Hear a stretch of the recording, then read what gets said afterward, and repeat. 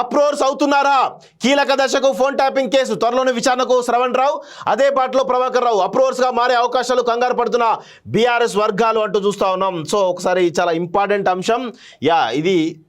ఇది అసలు కథ. చూడండి, కీలక దశకు ఫోన్ ట్యాపింగ్ కేసు త్వరలోనే విచారణకు శ్రవణ్ రావు, అదే పాటలో ప్రభాకర్ రావు అప్రూవర్స్ గా మారే అవకాశాలు కంగారు పడుతున్నటువంటి బీఆర్ఎస్ వర్గాలు అప్రూవర్ గా మారుతున్నారా అనేటువంటి ప్రశ్న తలెత్తుంది. అవసరమైతే అప్రూవర్ గా మారడానికి కూడా ప్రభాకర్ రావు సిద్ధంగా ఉన్నట్లు తెలుస్తున్నది. ఈ పరిణామాలు బీఆర్ఎస్ కీలక నేతల గుండెలో రైళ్లను పరిగెత్తిస్తున్నాయి. ఈ ఇద్దరు నోరు తెరిచి ఎవరెవరి పేర్లు చెబుతారో అన్న ఆందోళన ఆ పార్టీ వర్గాల్లో వ్యక్తమవుతున్నది.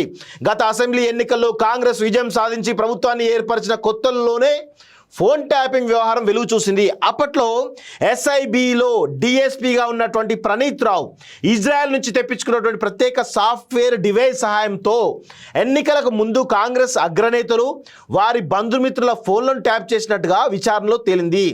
బీఆర్ఎస్లోని కీలక నేతలు పోటీ చేసిన అసెంబ్లీ సెగ్మెంట్లో బరిలో నిలిచిన కాంగ్రెస్ అభ్యర్థులు వారి సంబంధికుల ఫోన్లను ట్యాప్ చేసినట్టుగా దర్యాప్తు అధికారులు తేల్చారు. దీనికోసం ఆయా నియోజకవర్గాల్లో ప్రత్యేకంగా వార్ రూములు పెట్టి మరీ పని పూర్తి చేసినట్టుగా స్పష్టం చేశారు. ఈ క్రమంలోనే ఫోన్ ట్యాపింగ్ వ్యవహారంపై కేసులు నమోదు చేసినట్టుగా పంజాగుట్ట పోలీసులు ప్రణీత్ రావును అరెస్ట్ చేశారు. ఈ విచారణలో అతను వెల్లడించినటువంటి వివరాల మేరకు అదనపు ఎస్పీలు భుజంగరావు, తిరుపతన్న, అప్పట్లో టాస్క్ ఫోర్స్ డీసీపీగా ఉన్నట్టు రాధాకిషన్ రావులను కూడా కటకటాల వెనక్కి పంపించారు. విచారణలో వెల్లడైన వివరాల మేరకు బీఆర్ఎస్ ప్రభుత్వ హయాంలో ఎస్ఐబి చీఫ్గా ఉన్నట్టు ప్రభాకర్ రావు, ఓ టీవీ ఛానల్ ఎండి శ్రవణ్ రావులపై కూడా కేసులు నమోదు చేశారు. ఈ దొంగలు ఇద్దరు బయటకు వస్తే అసలు విషయాలు బయటపడతాయి. ఈ ప్రభాకర్ రావు అనే దొంగ, శ్రవణ్ రావు అనే దొంగ, ఈ ఇద్దరు దొంగలు వస్తే అసలు విషయాలు బయటపడతాయి.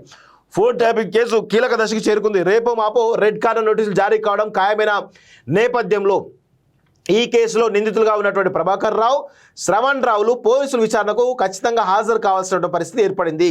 తమపై కఠిన చర్యలు తీసుకోకుండా రక్షణ కోసం ఇద్దరు కోర్టులను సైతం ఆశ్రయించారు. ఈ క్రమంలో శ్రవణ్ రావు పట్ల కఠినంగా వ్యవహరించవద్దని సుప్రీంకోర్టు సూచించింది. అదే సమయంలో విచారణకు హాజరు కావాలని ఆదేశించింది. దీంతో శ్రవణ్ రావు 4-5 రోజుల్లో దర్యాప్తు అధికారుల ఎదుట హాజరు కానున్నట్టు సమాచారం. ఇక ప్రభాకర్ రావు కూడా ముందస్తు బెయిల్ ఇవ్వాలని అభ్యర్థిస్తూ హైకోర్టులో పిటిషన్ దాఖలు చేశారు. బెయిల్ రాకుండా కనీసం తాను అరెస్ట్ కాకుండా కోర్టు ఉత్తర్వులు జారీ చేస్తే స్వదేశానికి వచ్చి విచారణకు హాజరు కావాలని భావిస్తున్నట్టు సమాచారం. ఈ పరిణామాన్ని ముందుగానే ఊహించిన ప్రభాకర్ రావు, శ్రవణ్ రావులు అరెస్ట్ నుంచి తప్పించుకునేందుకు విదేశాలకు ఉడాయించారు. మొదట అమెరికా వెళ్ళిన ప్రభాకర్ రావు ప్రస్తుతం కెనడాలో ఉంటుండగా శ్రవణ్ రావు బెల్జియంలో తలదాచుకున్నట్లు తాజాగా పోలీసులు గుర్తించారు. ఎన్ని మార్లు నోటీసులు జారీ చేసినా ఈ ఇద్దరు విచారణకు హాజరు కాని నేపథ్యంలో ఇద్దరిపై రెడ్ కార్నర్ నోటీసులు జారీ చేయాలని నిర్ణయించిన దర్యాప్తు అధికారులు కేసుకు సంబంధించిన ఎఫ్ఐఆర్, రిమాండ్ రిపోర్టులు, అరెస్ట్ అయిన నిందితులు ఇచ్చిన వాంగ్మూలంతో పాటు అవసరమైన అన్ని డాక్యుమెంట్లను సిబిఐకి అందజేశారు. సిబిఐ వీటిని ఇంటర్పోల్కు పంపించింది. ఈ వివరాలతో సంతృప్తి చెందిన ఇంటర్పోల్ రెడ్ కార్నర్ నోటీసులు జారీ చేయడానికి సిద్ధమైంది.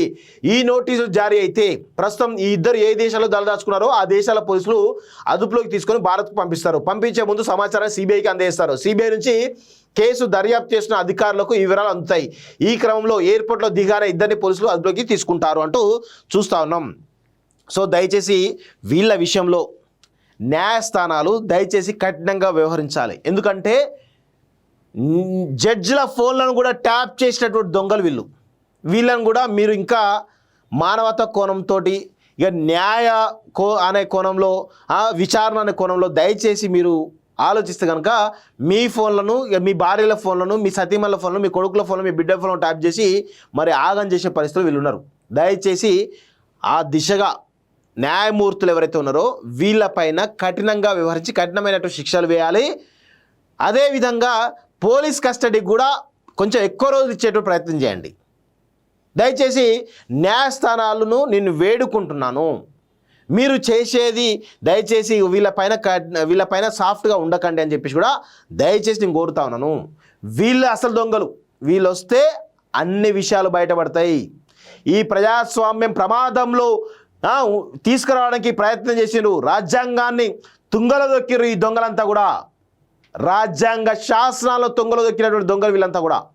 దయచేసి ఆ దిశగా మనందరం కూడా ఈరోజు న్యాయస్థానాలు వేడుకుందాం.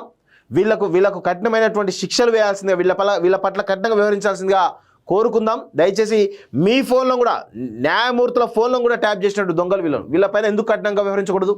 ఒకసారి ఆలోచించమని చెప్పేసి నేను కోరుతా ఉన్నాను.